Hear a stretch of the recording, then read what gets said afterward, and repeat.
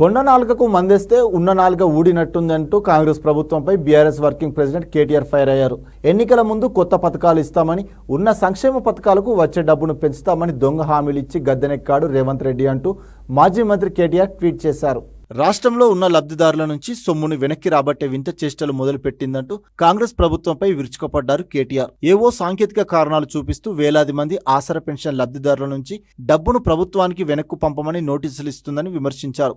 భద్రాద్రి కొత్తగూడెం జిల్లాలో దాసరి మల్లమ్మ అనే 80 ఏళ్ల ముసలమ్మకు ఆసరా పెన్షన్ కింద వచ్చిన 1,72,000 రూపాయలు వెనక్కు కట్టాలని నోటీసు ఇచ్చారంటూ కేటీఆర్ మండిపడ్డారు. ఒంటరి మహిళగా పక్షవాతంతో బాధపడుతున్న దాసరి మల్లమ్మ వంటి వృద్ధుల నుండి కేసీఆర్ సర్కార్ ఇచ్చిన ఆసరా పెన్షన్ సొమ్మును తిరిగి లాక్కోవడానికి ప్రయత్నించిన రేవంత్ సర్కార్ అమానవీయ వైఖరికి నిదర్శనమన్నారు. వెంటనే పేదల మీద ఇటువంటి దుర్మార్గపు చర్యలు మానుకోవాలని, లేకుంటే ప్రజలే కాంగ్రెస్ సర్కార్ మీద తిరగబడతారని కేటీఆర్ ట్విట్టర్ ద్వారా హెచ్చరించారు.